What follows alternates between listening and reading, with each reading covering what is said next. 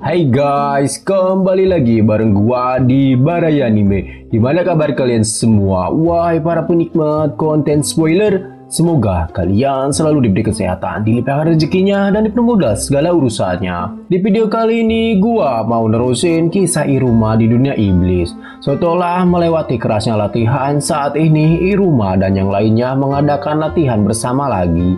Lead berkata mungkin kali ini adalah waktu terakhir mereka latihan bersama.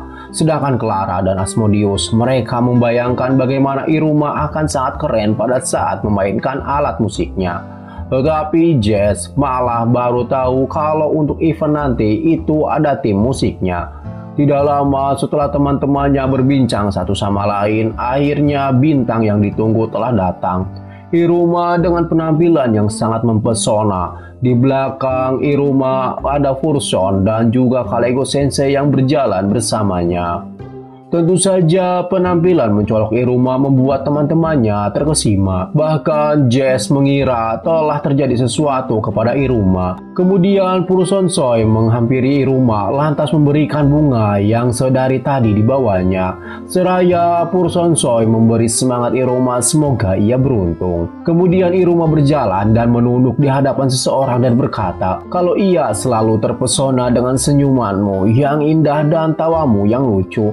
Kau adalah bunga indah nan murni, kau adalah puncak keindahan. Setelah berkata itu, Iruma lalu memberikan sebuah surat cinta yang ia tulis sendiri. Dan ternyata sosok yang membuat Iruma jatuh hati adalah Nisan. Sontak hal itu membuat Lead dan Clara keedanan. Lead pun marah-marah kepada Iruma. Menurutnya Iruma telah berkhianat. Nisan sendiri terlihat senang dengan apa yang telah Iruma lakukan. Tapi Iruma meminta Nisan untuk memutuskan pilihannya menerimanya atau tidak setelah Iruma menunjukkan pertunjukan pertamanya. Iruma pun mulai duduk di depan piano, lalu memejamkan mata untuk merasakan irama dalam hatinya. Lagu yang ia mainkan adalah Karpet Merah Lilith, sebuah soneta tentang si cantik yang dirayu oleh banyak pria. Nisan menggambarkan Lilith yang dipuja banyak lelaki. Mendengar lantunan musik yang Iruma mainkan, semua orang di sana mulai tersentuh hingga mata Kerori pun berbinar karena not yang Iruma mainkan adalah irama tingkat lanjut yang sangat tenang. Jadi pada waktu yang lalu, Iruma yang sedang kebingungan dihampiri oleh Fursonsoi yang penasaran apa yang sedang Iruma lakukan. Iruma yang kebingungan memberitahu kalau Kalego Sensei bilang padanya untuk bermain musik seolah-olah lagunya adalah surat cinta untuk Lilith. Jadi Iruma menulis surat cintanya, namun hal itu malah menjadi hal yang bodoh di mata Fursonsoi. Karena menurutnya apa yang dilakukan Iruma tidak masuk akal. Iruma pun terbayang perkataan Kalego Sensei yang memintanya untuk memikirkan apa yang Lilith inginkan. Lagi-lagi Fursonsoi dibuat bingung oleh tingkah Iruma. Namun Iruma tidak menyerah. Ia terus memikirkan bagaimana perasaan Lilith ketika dia sedang dirayu oleh pria lain. Apa dia bahagia atau malah ketakutan? Lantas dalam lamunan itu terbesit dalam ingatannya kata-kata Kerori yang bilang kalau pemeran utama dalam pentas ini adalah Nisan dan Fursonsoi. Mereka berdua harus menjadi pusat perhatian. Iruma dan Fursonsoi mulai bereksperimen mencoba semua kemungkinan yang dapat terjadi.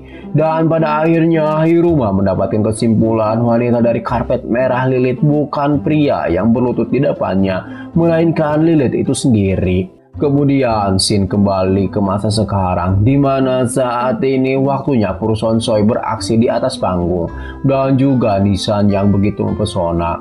Untuk latihan bersama kali ini mereka melakukannya dengan sangat sempurna. Hingga teman-temannya pun merasa aneh, tubuh mereka seakan-akan bergerak sendiri mengikuti alunan musik yang dimainkan Iruma dan Fursonsoi. Setelah itu Iruma menepati janjinya, memberikan surat yang dibuatnya kepada Nisan. Nisan pun menerimanya dan berkata jika dirinya jatuh hati pada tulisan Iruma, maka Iruma tidak diperbolehkan untuk berbicara lagi kepadanya satu patah kata pun. Semua orang di sana bersorak karena latihan mereka kali ini berjalan dengan lancar, dan yang paling senang adalah Lin karena ternyata surat yang Iruma berikan hanyalah bohongan supaya Iruma dapat merasakan sensasi sebenarnya dari lagu Lilith. Kerori sebagai pelatih utama juga merasa senang walau belum sesempurna yang ia harapkan, tapi melihat mereka pada saat pertama kali latihan itu sangat jauh sekali. Jess dan Garp pun memuji Purson Choi yang memainkan musiknya begitu sangat apik. Di belakang, Lead masih saja mengoceh soal Iruma yang menyatakan cintanya kepada Nissan. Lalu kita diperlihatkan banyak panggilan tidak terjawab dari ayah Purson. Singkat cerita, setelah mereka selesai latihan, Iruma dan yang lainnya diajak oleh Kerori untuk memilih kostum yang akan mereka pakai di pentas seni nanti. Seperti biasa, tingkah Clara paling heboh di antara yang lainnya, sedangkan Asmodeus si paling perhatian terhadap Iruma. Dan ketika Iruma menentukan pilihan kostumnya, kepalanya langsung digetok oleh Kerori. Pasalnya, baju yang dipilih Iruma sangat mencolok. Sesuai instruksi Kerori, semua orang harus memakai kostum berwarna hitam kecuali sang bintang pentas, yaitu Nissan dan Purson Choi. Di sisi lain, Sabnok, Jess, Garp, dan Lead diperingatkan juga oleh Kerori jika pakaian yang mencolok hanya untuk mereka berdua. Nissan pun mendapatkan kostum yang sangat cocok dengan kepribadiannya seperti Dewi Venus. Sedangkan Purson malah dipilihkan kostum yang nampak seperti ondel-ondel. Kerori berkilah jika kostum yang dipakai Purson sangat sempurna untuk menyembunyikan kehadirannya, karena pada kostum itu terdapat tudung sakti yang menutupi wajahnya. Kerori menambahkan jika kostum ini sering dipakai para bangsawan yang memilih untuk tidak menunjukkan wajah mereka di defilium. Kainnya yang ditenun dengan sihir anti deteksi, si pemakai akan terlihat seperti Fata Morgana yang melayang, dan lalu di balik kerudung yang berkibar itu suara lagu yang indah akan terdengar, lantunan yang tidak asing bagi mereka yang mendengar. Di sana berdiri fiksi yang asli, dan itu akan membuat dampak besar dalam festival musik. Para murid tidak akan mengetahui siapa sosok fiksi itu, dan itu cocok dengan dunia Lilith. Karena mereka menyembunyikan siapa fiksi sebenarnya, jadi Kerori meminta untuk Purson Choi mengeluarkan semua kemampuannya. Iruma yang mendengar penjelasan Kerori sangat yakin atas usaha dan kerja keras yang dilakukan teman-temannya. Mereka ber-13 bisa berdiri di panggung yang sama. Dalam festival musik kali ini, Kerori benar-benar totalitas. Ia bahkan mengurus semua aspek pendukung pada saat pentas nanti, seperti meminta studio tertentu untuk menyiapkan latar belakang dan alat peraganya. Lalu Kerori pun akan menghubungi Ivan Gunawan untuk menjadi tukang make up-nya. Di belakang, Jess hanya tertawa kecil karena menurutnya festival kali ini akan memakan cukup banyak biaya. Sedangkan Iruma merasa totalitas yang dilakukan Kerori apa tidak melanggar aturan atau bisa disebut curang. Kerori pun menjelaskan jika apa yang dilakukannya bukanlah sebuah kecurangan. Pengetahuan, uang, dan juga koneksi merupakan aset miliknya. Ia telah bekerja keras untuk mengumpulkan semuanya. Jadi semua faktor pendukung dalam pentas mereka nanti merupakan buah dari hasil kerja keras Kerori selama ini. Ia hanya menuai apa yang telah ia tabur. Lead, Garp, dan Kamui setuju dengan apa yang Kerori jelaskan. Di tempat lain, Kalego Sensei merasa kesal karena pada saat Kerori berkata mereka harus menggunakan apapun yang mereka bisa, Kerori selalu menatap ke arahnya. Purson Choi yang sedari tadi mendengarkan Kerori berbicara, nampak ia telah menyadari sesuatu. Ia pun mengangkat tangannya. Jess yang melihat itu berkata apakah jari-jari Purson sudah gatal dan ingin bermain musik. Lead pun sangat antusias dibuatnya dan meminta Purson Choi untuk memainkan sebuah lagu untuk mereka. Sebuah lagu bahagia dari fiksi. Semua orang di sana terlihat sangat bahagia dan menikmati permainan dari Purson Choi. Sembari memainkan musiknya, Purson Choi mengingat kembali hal apa yang selama ini ia telah tabur. Beberapa waktu berlalu, Iruma dan teman-temannya menghabiskan waktu istirahat latihan dengan bermain dan sesekali mengerjai Kalego Sensei dengan menempelkan sebuah pita di rambutnya. Lalu mereka kembali berlatih hingga semua orang kelelahan. Dan di waktu jam pelajaran terlihat Purson Choi berlatih sambil berjalan untuk melenturkan jari jemarinya.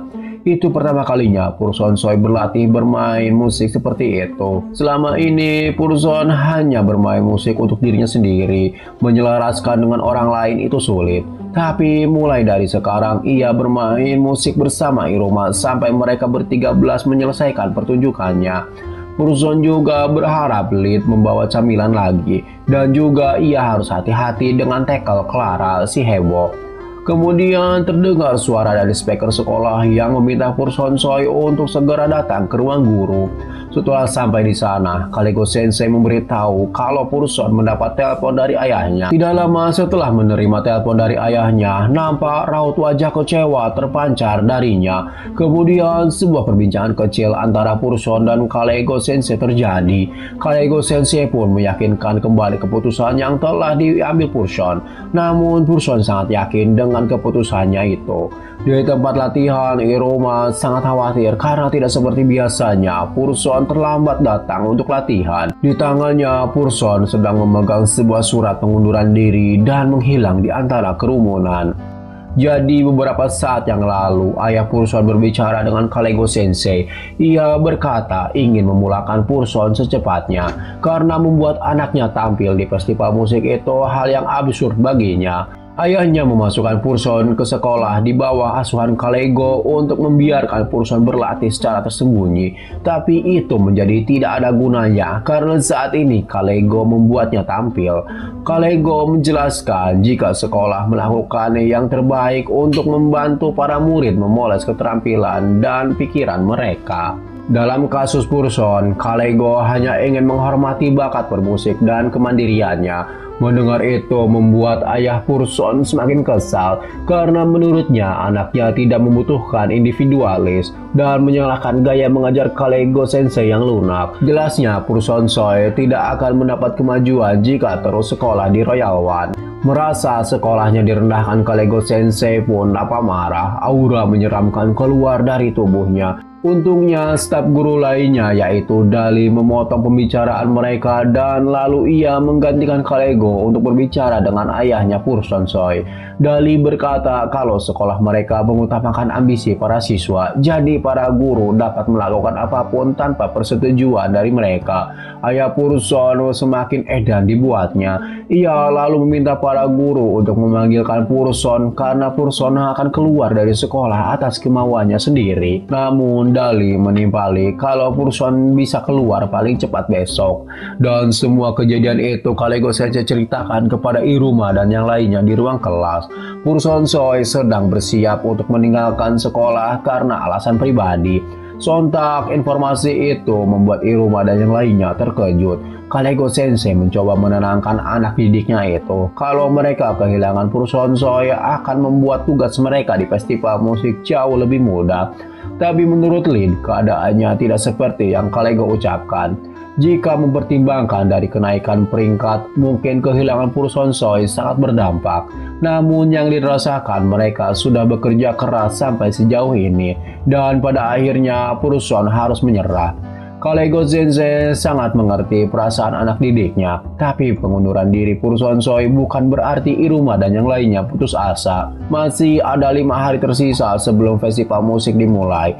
Dalam 5 hari itu, Kalego tidak dapat mengawasi latihan mereka sepanjang waktu karena ia sangat sibuk. Selain bersiap untuk festival musik, Kalego Sensei juga harus mencari Purson Choi yang menghilang. Keluarganya terus bertanya kemana anaknya pergi. Pikir Kalego, harusnya mereka senang kalau sekarang anaknya sudah pintar bersembunyi. Di ruang kelas, teman-temannya sangat mengkhawatirkan Purson Choi. Takutnya ada kata-kata yang membuat Purson sakit hati hingga kabur meninggalkan rumahnya.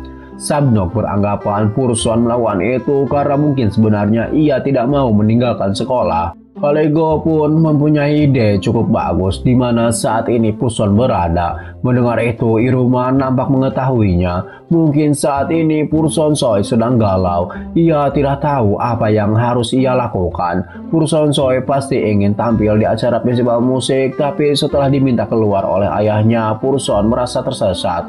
Dia tidak bisa memutuskan kemana dirinya harus pergi, tapi Iruma yakin kalau Purson Choi pergi ke tempat yang dia inginkan, yaitu di kelas bersama mereka semua. Walau mereka tidak bisa melihat kehadiran Purson secara langsung, tapi Iruma percaya Purson Soe berada di sana bersama mereka. Iruma kemudian berteriak memanggil Purson jika ia dan teman-temannya ingin tampil bersama Purson di acara festival musik nanti. Melihat Iruma yang bersemangat, murid lainnya pun ikut meneriakkan isi hati mereka. Seperti Lin mengajak Purson Soe untuk kembali bersenang-senang bersama. Lalu Clara yang berkata kalau sendirian itu tidak asik. Dan menurut Nisan, ia dan Purson Soe adalah bintangnya untuk festival kali ini. Terlebih meninggalkan seorang wanita sendirian itu adalah tata krama yang buruk. Kemudian Agaris berkata untuk Purson Soe jangan membolos sendirian, ajak-ajaklah. Gar pun ikut mengungkapkan perasaannya kalau ada sesuatu yang bisa mereka lakukan pasti mereka akan membantu Purson Soe.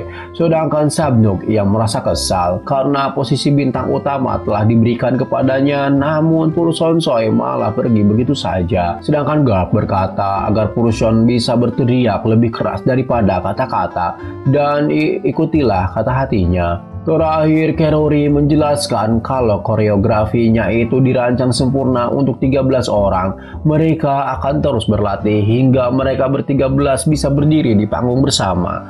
Setelah itu, semua murid di kelas abnormal kembali berlatih tanpa Purson Soe hingga waktu yang paling ditunggu pun tiba. Festival musik akan dimulai besok. Singkat cerita, Robin si MC tengah bersiap untuk membuka acara festival musik yang diadakan oleh sekolah. Sambil mengikuti arahan tim kreatifnya, Robin dengan penuh tawa mengungkapkan jika besok merupakan presentasi terakhir tahun pertama festival musik. Dan acaranya sendiri akan diadakan di auditorium Babyliss.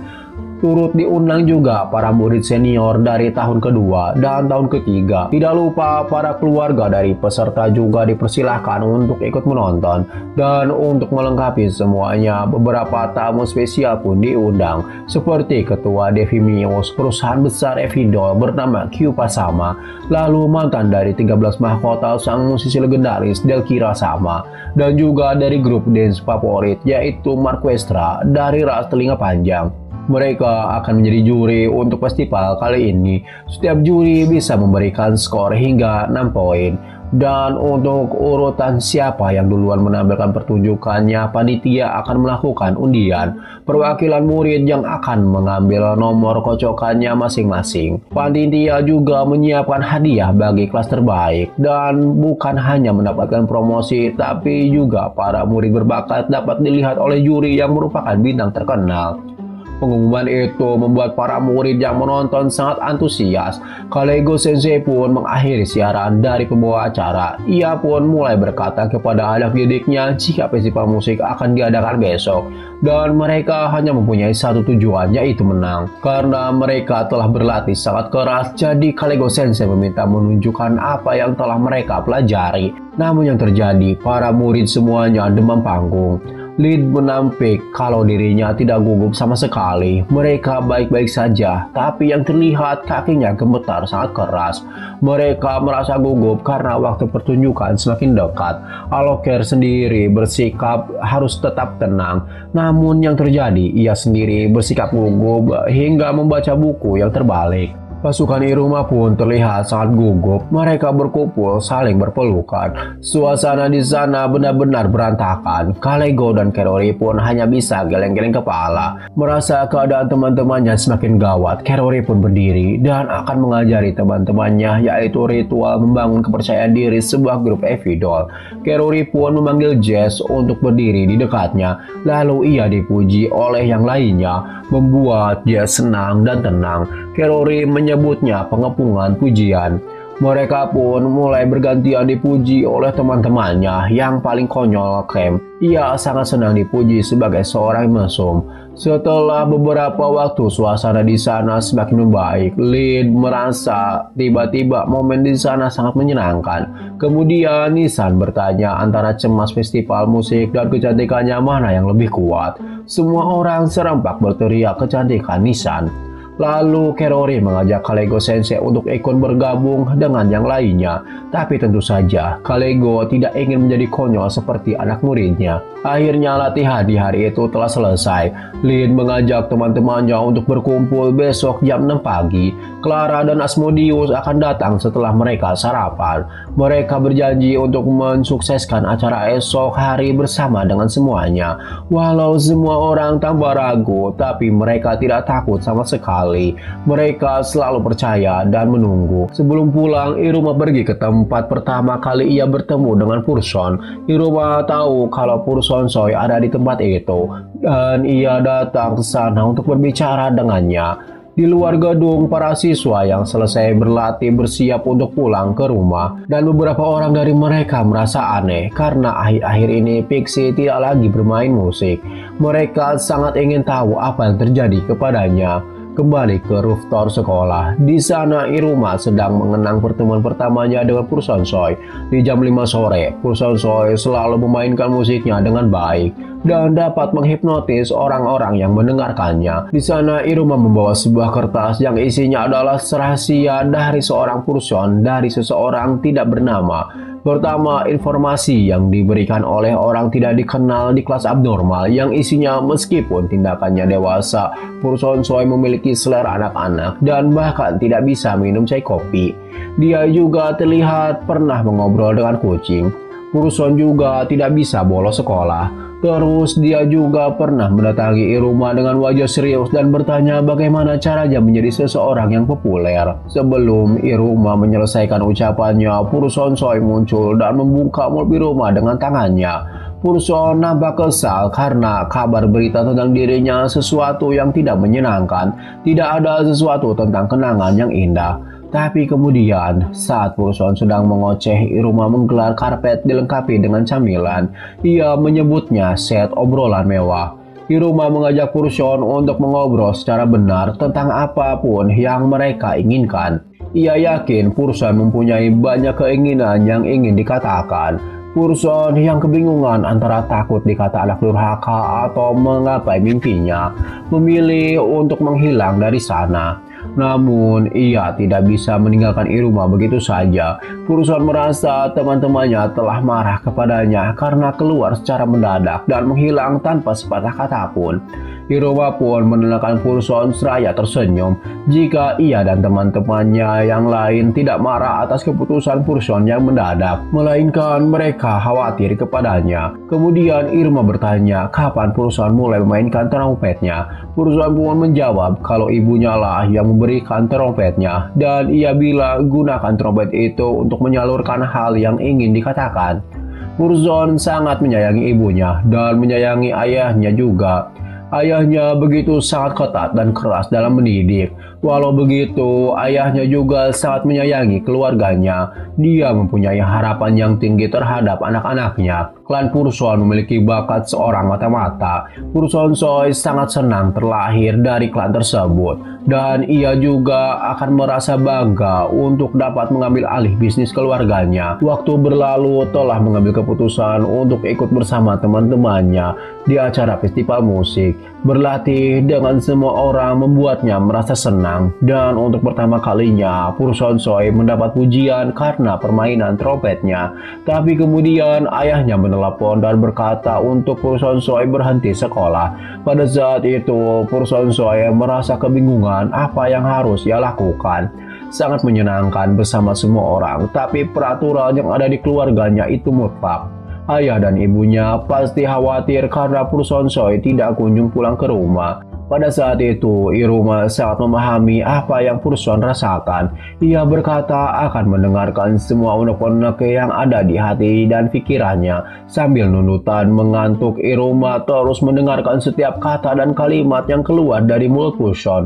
Mimin tak sanggup bacanya, mata ini perih melihat tulisannya kecil-kecil. Jadi, singkat cerita, setelah sesi curhat dong, mereka berdua duduk berdampingan sambil menatap langit yang telah menghitam. Iruma paham seberapa pentingnya keluarga bagi Purson dan seberapa sulit baginya untuk membuat suatu pilihan.